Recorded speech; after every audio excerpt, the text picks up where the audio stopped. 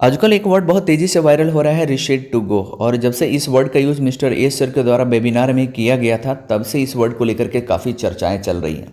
सब लोग अपने स्तर से समझने और समझाने का प्रयास कर रहे हैं। देखिए, जो लोग समझ गए हैं कि रीसेट टू गो से क्या बेनिफिट होने वाला है, उनके लिए तो कोई इशू नहीं है, वो लोग सेटिस्फाइड हैं। लेकिन जो लोग नहीं समझ पाए हैं, अभी भी परेशान हैं कि अब क्या होने वाला है और इससे क्या बेनिफिट होने वाला है। तो देखिए, अगर आप नहीं समझ पाए हैं कि रीसेट टू गो से क्या इससे बेनिफिट होगा, क्या फ़ायदा मिलने वाला है, तो आज इस वीडियो में आपको समझाने वाला हूँ। देखिए, सबसे पहले रीसेट टू गो को समझने से पहले आप ये समझिए कि कंपनी कोई भी अगर काम करती है, वो हमेशा द टॉप के लिए काम करती है। वो चाहती है कि हम कोई भी इवेंट्स में भी अगर हम पार्टिसिपेट करें या कोई भी प्रोडक्ट भी अगर हम लेकर के आएँ, तो सबसे बेहतर लेकर के आएँ, सबसे अलग हट कर लेकर के आए। और यही वजह था कि जो इवेंट्स हुआ दुबई में, उस दुबई में कंपनी का एक अलग ही जलवा रहा। और ना केवल कंपनी ने उसमें बढ़ चढ़ करके पार्टिसिपेट किया, बल्कि उसमें बेस्ट स्टैंडिंग वे का अवार्ड भी जीता। और जाहिर सी बात है कि जब कोई काम आप अलग हट करके करते हैं, तो सब लोग उसमें पार्टिसिपेट करने वाले लोग नहीं आते हैं, सब लोग उसमें सपोर्ट करने वाले नहीं आते हैं। बहुत से ऐसे लोग होते हैं जो आपको देख करके जलने लगते हैं। और देखिए, कुछ ऐसे भी चीज़ें होते हैं, कुछ ऐसे भी प्रॉब्लम्स होते हैं, जब आप अलग हट करके करते हैं तो उसमें प्रॉब्लम्स ऑटोमेटिक आ जाते हैं, या कुछ ऐसे भी प्रॉब्लम्स होते हैं जो प्रॉब्लम्स क्रिएट कर दिए जाते हैं। लेकिन जो कोई प्रॉब्लम्स अगर ऑटोमेटिक आते हैं, उनके लिए तो कोई इशू नहीं है। लेकिन जो प्रॉब्लम्स क्रिएट कर दिए जाते हैं, तो वैसे प्रॉब्लम को सॉल्व करने में वक्त लगता है।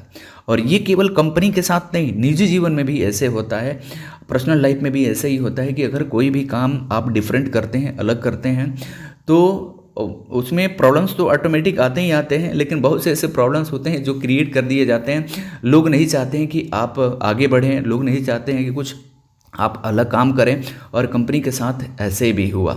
तो बहुत से ऐसे प्रॉब्लम थे जो ऑटोमेटिक आ गए, बहुत से ऐसे प्रॉब्लम थे कि जो कंपनी के साथ क्रिएट कर दिए गए।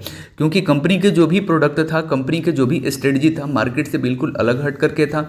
और बहुत से ऐसे लोगों ने सोचा कि ये कैसी कंपनी है जो मार्केट में आने से पहले ही इसके साथ बहुत से लोग जुड़े हुए हैं, बहुत से इसकी चर्चाएं चल रही हैं, तो क्यों ना इसके साथ प्रॉब्लम क्रिएट कर दिया जाए। वो लोग नहीं चाहते कि मार्केट में ऐसी कोई कंपनी आए जो बहुत सारी कंपनी को स्टॉक कर दे। और जाहिर सी बात है कि कंपनी डिफरेंट वर्क कर रही है, और जिसको लेकर के बहुत सारी कंपनियां टेंशन में आ गई है। तो अब पिछले वेबिनार में मिस्टर ईसर ने बताया कि जिस प्रकार से उनके बहुत से मात्रा में जो है पैसे स्टॉक हो गए हैं, जिसको लेकर के बहुत सारे अभी काम होने थे, उस काम को लेकर के अभी नहीं हो पा रहा है। बहुत से ऐसे प्रोडक्ट हैं, अभी वो प्रोडक्ट नहीं आ पा रहे हैं। और वो वेरीफाई भी आने वाला है, जो मार्केट में समझिए कि तहलका मचाने वाला है। और इसे डिजिटल वेरिफिकेशन किया जा सकता है।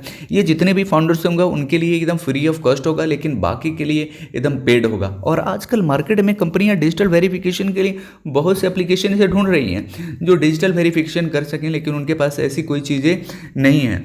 तो ये कह सकते हैं कि कंपनी बिल्कुल एकदम डिफरेंट वर्क कर रही है और बिल्कुल अलग वर्क कर रही है। द टॉप बनने के लिए हमेशा वो बेहतर काम करती रही है। और यही वजह है कि अभी रिसेंटली में जो इजिप्ट में इवेंट्स होने वाला है, उसके लिए बहुत बेहतरीन तरीक़े से ये काम कर रही है। तो ये कह सकते हैं कि कंपनी के साथ जो प्रॉब्लम क्रिएट किए गए थे, और मिस्टर ये सर नहीं चाहते हैं कि कंपनी के साथ ऐसा कुछ भी प्रॉब्लम हो। जब सिस्टम सब कुछ रेडी हो जाता है, सब सिस्टम तैयार हो जाता है, और बार बार ऐसे अगर प्रॉब्लम होगा तो फिर काम करने में सभी फाउंडर्स को प्रॉब्लम होगा। तो इसीलिए उन्होंने कहा है कि नेक्स्ट महीने से ये सभी प्रॉब्लम को सॉर्ट आउट कर दिया जाएगा, यानी सभी सिस्टम को रीसेट कर दिया जाएगा, ताकि वर्किंग पीरियड में किसी भी प्रकार की प्रॉब्लम क्रिएट ना हो। और जो भी प्रोडक्ट स्टॉक फंसे हुए हैं, जो भी प्रोडक्ट अभी मार्केट में नहीं आ पाए हैं, वो सभी प्रोडक्ट को लगभग जो भी कोशिश रहेगा कि वो मार्केट में वो प्रोडक्ट आ जाए, ताकि जितने भी फाउंडर्स हैं, सभी फाउंडर्स बेहतर तरीक़ा से वर्कआउट इस पर कर सके।